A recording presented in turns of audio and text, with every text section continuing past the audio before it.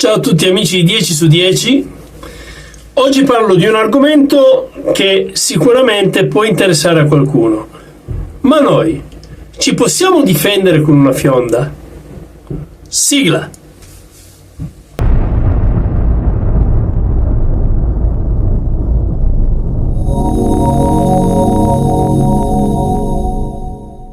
Beh, allora innanzitutto partiamo dal presupposto che una fionda, ci sono diversi tipi di fionde. Allora, io in questo caso ho 3 tipi di fionde diverse. Allora, una, come potete vedere, con gli elastici tondi, con un'impugnatura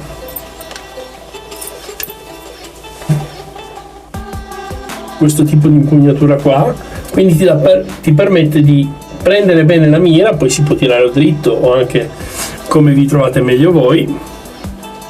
E chiaramente potete tirare delle biglie di diametro 50. Chiaramente per iniziare io vi consiglio comunque delle biglie da soft air, di quelle lì di plastica gialle, quelle che trovate anche nei negozi. Oppure abbiamo quelle con elastici piatti, abbiamo quelle tubolari che vi ho fatto vedere adesso, oppure abbiamo anche queste qui con gli elastici piatti. Questa qui è la mia preferita perché oltretutto ha anche gli elastici grigi. Sì, certo, poi ogni elastico ha una potenza diversa, ha un tiraggio diverso, insomma è diverso. E poi ci sono queste qua, ad esempio io ne ho anche una blu, come potete vedere. Questa è la mia prima fionda, che io me la sono personalizzata, come potete vedere me la sono cucita per avere più presa qua nei lati e per essere un po' più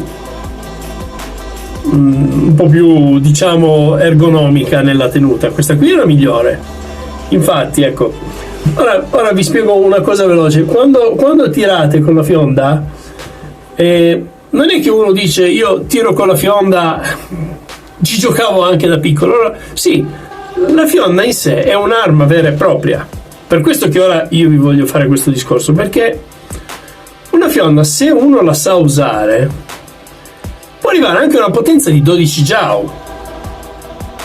Ora, un Joule sono 130 metri al secondo, no?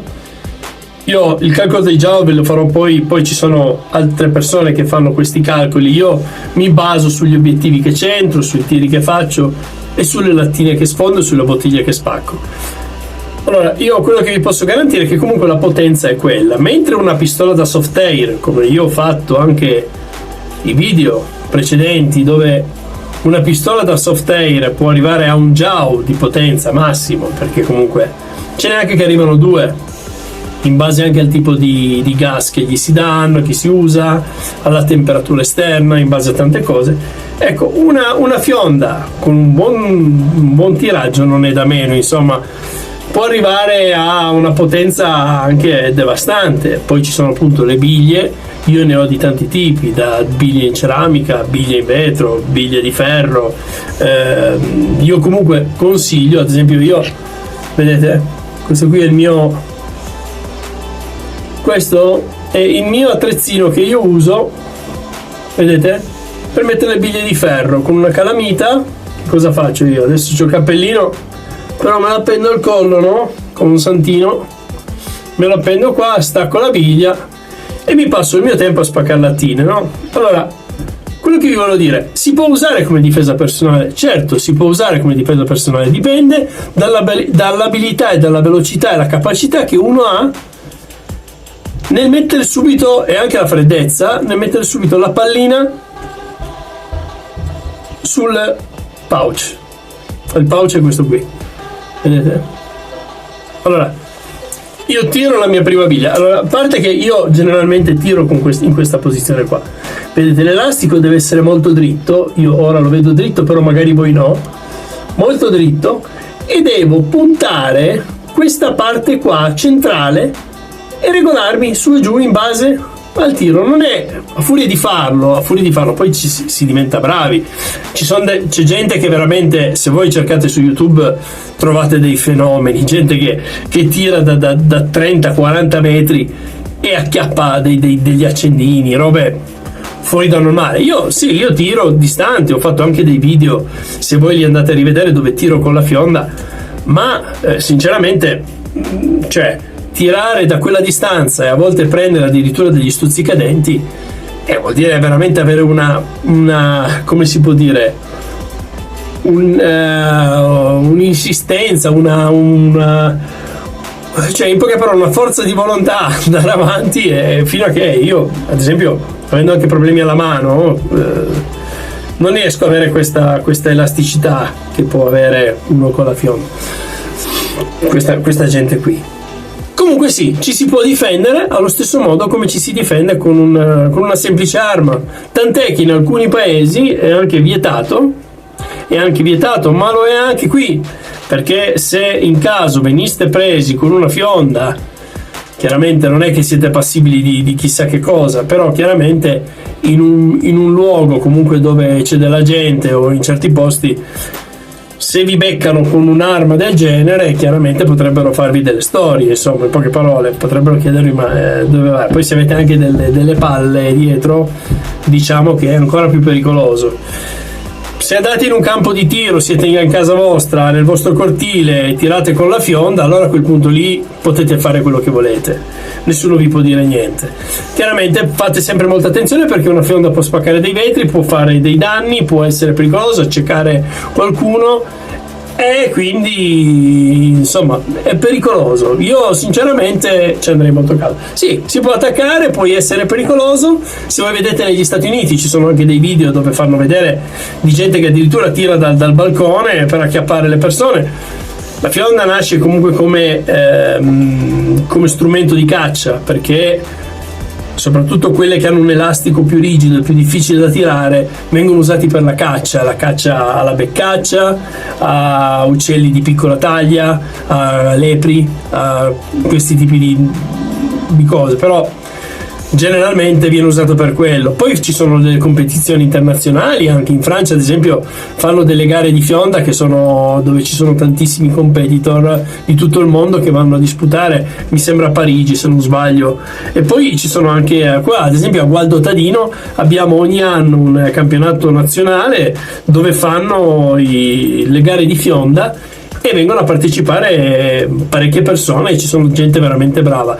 I migliori, da come pare che dicono, sono i cinesi, che sono quelli che sono i cecchini, quelli che non sbagliano mai. Io poi sono un appassionato, quindi guardo molto queste cose qua, perché 10 su 10 il mio canale nasce proprio dal fatto che comunque io ci tengo molto alla precisione, alla mira, a tutto quello che è. Poi dopo mi occupo anche di altre armi da fuoco, chiaramente anche roba più pesante, però parte tutto comunque sempre dalle